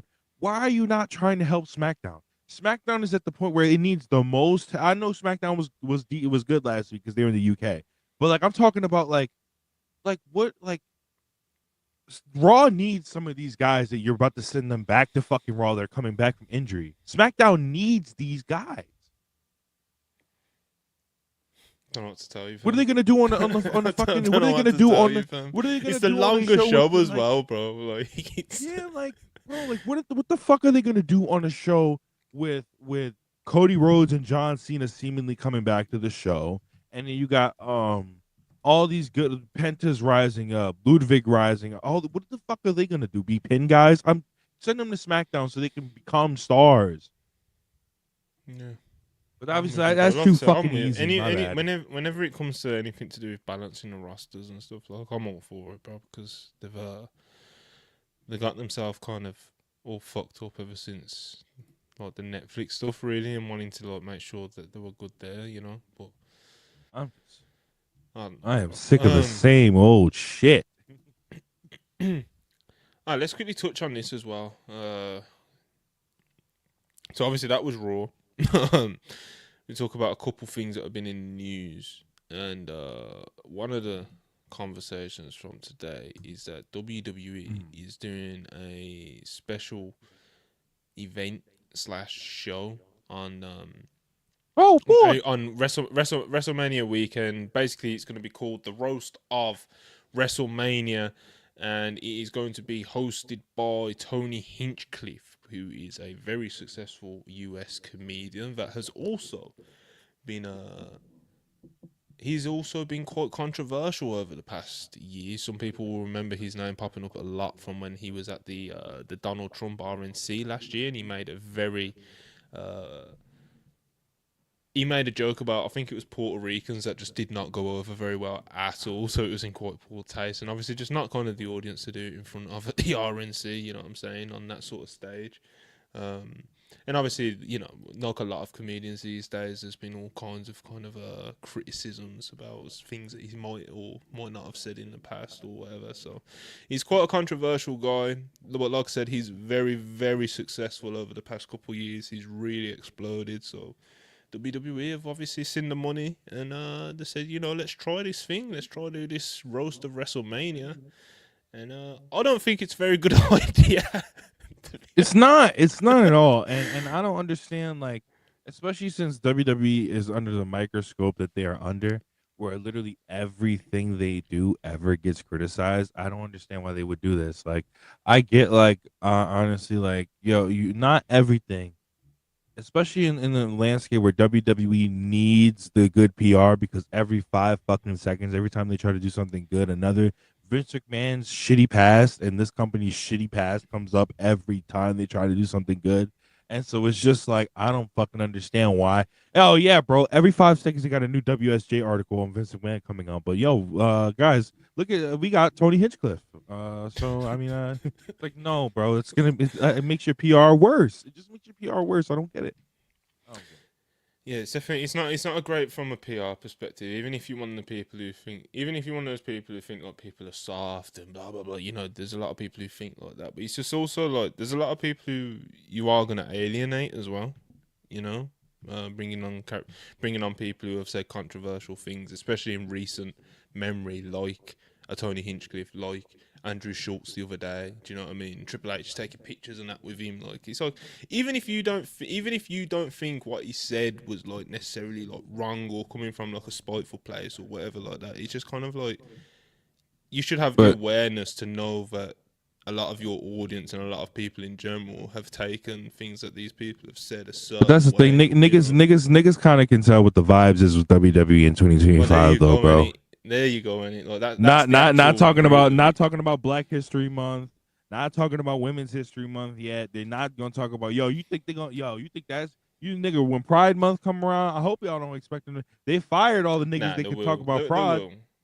They Bro, fired all the niggas that can the talk only about reason why Pride. WWE didn't celebrate Black History Month, I think, is because like I don't think it was like this malicious thing where they've said 2025 we're done with Black History Month. I think it We was just done one of with those black things that people. I think it was just one of those things where like they didn't like obviously they clearly didn't prioritize it or anything, and they obviously thought they could get away with it, and they kind of did. Besides like a few tweets and shit, Yeah, you know. bro, because we like obviously we care, But but like I think gay pride, unfortunately, like, bro, we're both black in it, so we want, like, you know what I mean? We want to be like, we want it to be celebrated the same way as anything. But I think when it comes to like gay pride month and stuff like that, like they're gonna do the usual, like obviously, and celebrate it, and they'll tweet like pictures of like Dakota Kai and Shayna Baszler and stuff like that. Hold on, is Dakota Kai even LGBT?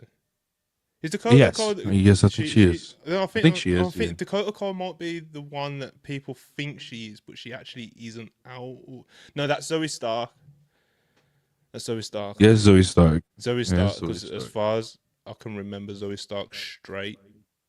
Um, but like I said, WWE will do like they'll do the usual stuff of like they'll tweet the flags and they'll do whatever it is they normally do. But I do think this year they just kind of ignored BHM because they thought they could get away with it, and evidently they did. You know what I mean? And Rob's point is right in the sense of like we know kind of what way WWE is like a corporation leans, and it's always been that way. So I don't think anybody's super surprised by all this sort of stuff. And I'm not saying that like them doing an event with Tony Hinchcliffe means that they are like super Republican and it's this statement that they're making. I'm just saying that like if you do lean kind of that way, then of course you are gonna be like, oh, there's nothing wrong with Tony Hinchcliffe and any PR coming back from us getting him or Andrew Schultz or anyone like that. So, and I don't even hate these guys as comedians, you know what I mean? But it's just, it's not great PR for a company of that size that have an audience like wrestling fans that are, the wrestling audience is a lot more. Is sensitive the right word? I'm just going to use the word sensitive anyway. It's a lot more sensitive than like the UFC audience, or Yo, I'm telling or you, like the bro. I'm NFL telling y'all, audience, bro. or the NBA audience, or the football audience, or whatever. So Yeah, I'm telling y'all right now. I'm not gonna tell you exactly what he gonna. Yeah, he gonna say some things. Yeah, I'm telling y'all, he gonna say some things, bro. And this is WWE. It's gonna be WWE. At the end of the day, if WWE gets negative press from this, it's gonna be WWE's fault. It's just gonna be WWE's fault at the end of the day, because like I just don't know what you gain from bringing in a guy with so much like negativity around his name. Like I just don't understand what, especially in the age where you need the good PR, bro. I just don't get it. I don't get it. yeah, It I isn't do. televised, That's but bro, that's where the most press comes from, bro. The shit that isn't televised. I think as an event, like a lot of people are like, oh, this is gonna go terribly, this is gonna be terrible, blah blah blah blah blah. And like I can 100% think there is like a chance of that happening, of it being like a complete disaster or whatever. But at the same time, there is a part of me that's like, okay, so like Tony Hinchcliffe, for those who I just assume most people don't know, Tony Hinchcliffe is like a huge wrestling fan. So I think he will at least go into it with some sort of expectation that, because I think a lot of us are expecting, like, because it's called the Roast of WrestleMania, him or one of the other comedians or whoever's on the panel will say something that just does not go over the right way it's meant to. I think Tony will at least be like aware of like what he thinks he can and can't say as regards to like about the wrestlers. But also there is absolutely a chance that one of these people says something and one of the wrestlers backstage was like, "Yo, that wasn't cool," or whatever. Or there's gonna be like, of course there's gonna be like awkward jokes that don't land and stuff like that. But of course we're not gonna see most of it because unless someone records it, it's not gonna be this televised or streamed thing. So, but I'm sure we're gonna see loads of tweets and stuff about it. Or some people will record some parts of it and shit like that. So, I mean, we'll see how it goes, bro. We'll see how it goes. I do think there is a good chance that it does just kind of just like. He just ends up going fine, But I do think there is that small chance it is a complete fucking disaster, bro. Like, Yeah, he's gonna say something that's just not gonna go over, bro, at all. It's just not gonna 100%, bro. It can happen. It can happen. Let's do a quick NXT look at this card. Oh yeah. If I can remember, NXT at the MSG Theatre last week, and we was all buzzing and like. Even Ibu was almost infected as an NXT fan, you know what I mean? Like, people were feeling the spirit of NXT, bro. The heart and soul of NXT, bro. It was infecting people. You know what they said? Monty? You know what they said, Monty? They said, yo, all right, bet. So we can put Eddie Thorpe back on TV. Bro, basically, that's how it feels anyway. Like, the bro just, like, they fucked us over, bro. So we're getting Ricky Saints versus Ridge Holland, which is the match that the crowd at MSG booed last week when they found out they were getting it. We're getting the family, which obviously Tony D and them, but not actually Tony D himself. Channing Lorenzo, Channing Stacks Lorenzo, Adriano Rizzo, Luca Crucifino versus the Culling, which is the weird Sean Spears group. Well, obviously not. Yo. You know the funny thing about that group, Monty? Go on. Nothing. They're kind of growing on me, sadly. Oh, come on, bro. I just listen. As long as Brooks Jensen comes out of this successful, I'm a happy man. I think Brooks. I do actually think Brooks Jensen is a talent that like could potentially be like useful, but like. I'm not willing to be there for the call-in matches, bro. Fuck that. That's the call-in, Well, anyway, that's what their name is? Jesus Christ. The Culling, Brooke Jensen, Easy Dame, Nico Vance, and obviously Sean Spears leading the group. Like I said, Ricky Saints versus Ridge Holland. I can't see that being very good. Trick Williams versus Eddie Thorpe in an NXT Underground match. So, paragraph. That's what's going on. It's underground. It's underground. I mean, that doesn't change my excitement for the match, but that kind of like it is. It could be funny. Are always at least decent. Yeah, like they're always at. If anything, underground matches, like you said, are at least funny, if not interesting. So I mean, I guess. And finally, the last thing, and I think by far the best thing that's been advertised for this show. Chelsea Green defending the Women's United States title versus Assault. Let's go. That should be really good shit, bro. Let's go. Big Chelsea Green. Yeah, man. Chelsea Green's great, but I think the big goal of this match needs to just be like Sol Ruka just looking great.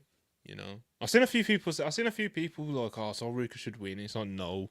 Like, I don't think Sol Ruka should win, but she does need to look great in this match, I think. And I think it would be really cool if Chelsea can obviously lead her in a way that does make her look great, and I'm sure she will, because Chelsea is a very giving wrestler, bro. She's very good in that sense. So, not everybody needs to win everything, bro. Not everybody. And there you go. So Sol Ruka winning like a main card title before she's won a whatever. Come on, let's be realistic, guys. Let's come on. But yeah, so that should be a good match nonetheless. And like I said, hopefully Chelsea Green can kind of like guide it in a way that Sol comes out of it looking even better than I'm sure she just naturally would anyway. So, like Rob said, NXT last week, they saw that we loved it and they just said, you know what, this week we're just gonna fucking,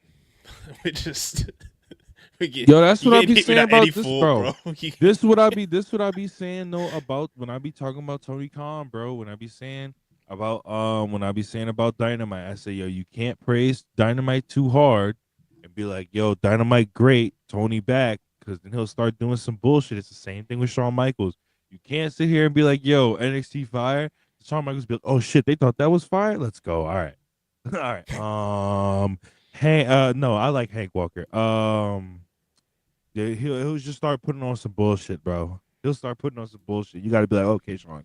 Whoa, whoa, whoa, whoa, whoa, whoa, whoa, whoa, whoa, whoa." Someone said, "What's Roxanne doing?" In the chat. She wrestled. She wrestled Jordan Grace last week, bro.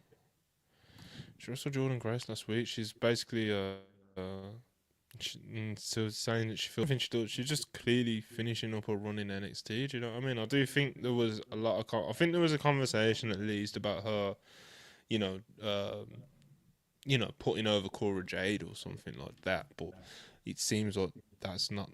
Bro, there's a good chance that that match against Jordan Grace was like her last match in NXT. Like, I do think there is a real chance that that's a possibility. Yeah, That being said, it would not shock me if she just shows up on the show tonight, even. you know, but You know. you know what they'll probably do, Monty? They'll probably, which she has to do. She has to, because Cora's not going up to the main roster with her, so they'll probably just have her put over Cora on her way out, and that'll be like her official. I'm done. See, I was thinking that was definitely going to be the route they went with. You know, when they were doing the Fatal 4-Way build.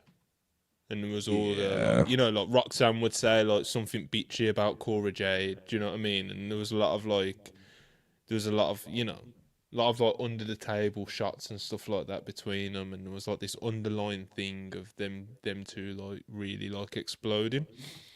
And then like after the match happened, it just kind of never went there. So it seems like either something happened or they decided against it or they decided to save it or something. But like, yeah, that's seemingly been pretty much dropped. And obviously she confronted Jordan Grace a couple of weeks ago. She wrestled Jordan Grace last week, and it's like I said, it would not surprise me if Roxanne was just completely done in NXT now, or if they, I don't know. I don't know. Maybe they do like Cora Jade, stand and deliver, but they have definitely I moved think away it's. from that in I recent think. weeks. I think it's definitely going to be not in the same vein because they're not the same wrestlers at all in terms of like talent or whatever. But I think it's going to be a Sasha and Bailey situation in terms of like one friend definitely goes up way before the other. You know what I mean? So 'cause Sasha went up in 2015. It took Bailey like a whole year to follow her. So No, yeah, definitely. And as far as like the comparison goes, so I'd go as far as I think I'd say Roxanne's comfortably better than what Sasha and Bailey were at this point in their careers, bro. But obviously Cora Jade, I don't think she's that great, to put it politely. And that's nothing against Sasha and Bailey. Sasha actually did take half a minute to kind of like become like the Sasha slash Mercedes that we know her as now as this great worker, even though she was having the great matches with Bailey. Um, but yeah, Roxanne's fucking. Like, I'd put Roxanne like right up there with pretty much anybody in any company at this point, and she's still like 22 or whatever fucking age she is. So yo, her progression, especially from where she was, like, is crazy. she's a pro. She's a bro. It's a shoot. It's a shoot gimmick, bro. She's a prodigy. She She is a real you know prodigy. what it is? She definitely needed that heel run. Is what it is. Oh yeah, definitely. She's developed a lot, bro. As a personality, she's developed a lot as a heel. So yeah, that's NXT. We talked about the roast of WrestleMania. We spoke about Raw. There's nothing else. Is there chat? Is there anything else that we should talk about? I don't think there is. Someone said Nikita Lyons versus Jada Parker. Has that been put on NXT tonight, bro? Oh boy. Don't come on, man. Surely not, bro. Didn't they do that a couple of weeks ago? Or didn't they do that recently? Or am I imagining that? I was about to put Nikita Lyons' name into cage match, and I thought, I'm not stooping that low. I'm not stooping that low. You know what I'm saying? Like, I'm not that desperate. All right, bro. Let's finish this up then. Guys, please like the video. I haven't even plugged it in this show today, really. But please like the video. I need you guys to like the video on your way out. There's still 100 people in here, so please, on your way out, just hit the like button. We need to get the likes up. You guys did great yesterday liking the video, but I was all over the live chat demanding you guys to like the video. I was pinning it in the chat. I was doing polls in the chat. Ibu was saying that he can't feed his kids if you don't like the video and shit. Do you know what I mean? Like, we was pushing them hard yesterday. So please keep that rolling. keep liking the videos, even if we do sometimes forget to plug it, like I kind of have today. You know, I appreciate you guys being active in the live chat. I appreciate Super Chatter's name I'll never say for the young little Super Chat that we got as well. And yeah, man, Rob, we keep the streak going, bro. You know what I mean? Like, even though Ibu had to, like, you know, even though Ibu got cancelled, you know, you showed up here basically every week. I think every week, basically. You know what I'm saying? You kept it rolling. Y'all need to bully this nigga into coming back, bro. I can't lie. Like, I know he's like back, but like this shit. Bro, he's not built like you. Basically, people, it's Ramadan, innit? So like some people remember this from like years ago, but like Ibu's not really huge on streaming during Ramadan. So that's why like the scheduling and stuff, like that's why we're not being like, oh, he's on Worldwide every week, or oh, he's back on the Raw Review every week, because like it's in the middle of Ramadan, and do you know what I mean? But like, right, you're Muslim, innit? Yeah. Yeah. So, bro, I didn't see break you my complaining. Fast. Bro, I didn't break my fast till like literally towards the end of the podcast last night. There you go, bro. I'm chilling, bro. Like I said, like Rob said, you gotta bully him, innit? You gotta bully him. Nah, but if that's his thing, I'm not gonna like, oh brother, you know. Nah, bully him. You know. But religious reasons, bro. When it comes to next month, when it comes next month time, y'all, it's time. It's time. We need to get back to the big houses. We on his case. But all right. Again, appreciate you guys for watching, being active in the live chat, etc. Please subscribe if you haven't already, and please like the video. We will be back possibly tomorrow, because of course I haven't actually confirmed with them, but you know, Wednesday is the Girls on Graps day, and I think me and Joe are probably going to do a stream tomorrow as well. So obviously keep an eye on the page, and you'll be seeing us again very soon. And definitely. Yeah, man. Good shit. And obviously NXT tonight. Hopefully it's not too bad. And I will be on Twitch for that, by the way. There you go, I bro. guess I could just drop my Twitch right now. I mean, Rob's on Twitch. Rob's on Discord in the Self-Made. Obviously, Hulbert and Co. on Late Night Green Gold. You know what I mean? There's all kind of things you guys can be signing up to or checking out to get content from like our little circle of people. But yeah, man, appreciate you guys, and we will catch you tomorrow. Peace.